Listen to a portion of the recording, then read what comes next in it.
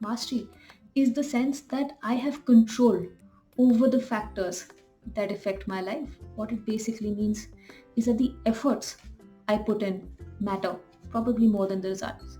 It's the belief that the choices I make matter. Most of all, it's the belief that the responsibility I take for my action is what defines my character.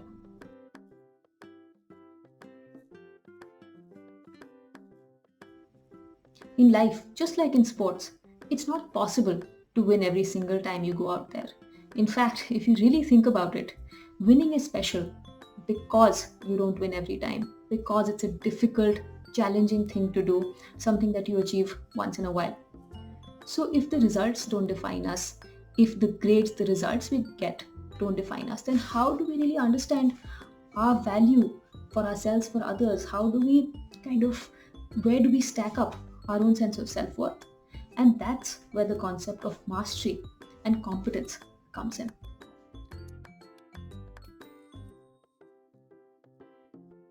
Now, competence is not something that's just in one sphere. You can be competent in terms of academics, in terms of your general knowledge, in terms of your creativity, in terms of your physical strength, in terms of your sports skill.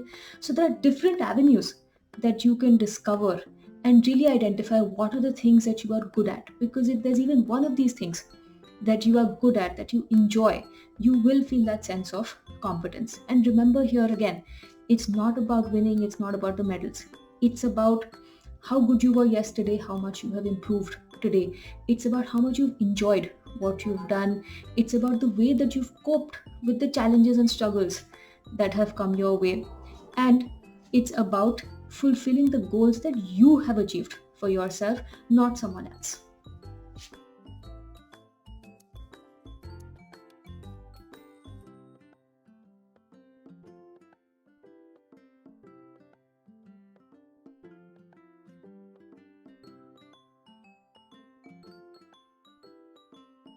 As teenagers, and in fact, must confess, even as adults, we face a lot of pressure to fit in with our peers and our friends, pressure to perform well, pressure to get the admiration and respect of the people around us. And so, what starts to become more important is the brands that we carry around with us, the number of followers and friends we have on social media, the number of trophies that we collect, how well we do in school academically, how interesting we're perceived as in social situations. Now, the problem is that if you really think about it, none of these things are in our own control because these are all about perceptions of other people. Winning and losing, not in our control. Admiration from other people depends largely on their mood. So, what about the things that we can control? And remember, when we spoke about mastery, mastery is that sense of control over our own lives and the outcomes that we have. And so, a far more effective, a far more surefire way of building that sense of mastery, building that sense of self esteem, is actually to look at competence, to look at how good we are ourselves, not based on values and standards and benchmarks of other people, but about the things that we consider important and what we think we can achieve.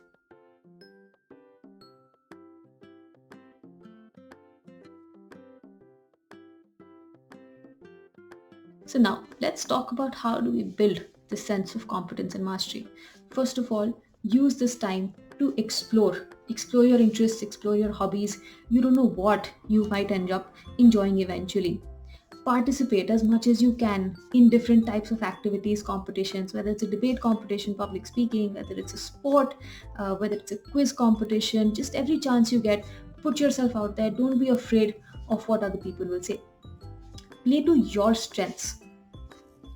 You don't have to select the same subjects that your friends are selecting. You don't have to pick the same careers, the same hobbies that your friends are picking simply because they are picking it. Look at what it is that you enjoy. Look at what it is that you are good at, and you'll find yourself becoming a lot more successful at those areas. When it comes to the goals that you set challenging goals for yourself, goals that push you to do better. But remember, again, these goals are not about beating someone else. They're just about putting one step in front of the other and making sure that you are better than what you were yesterday.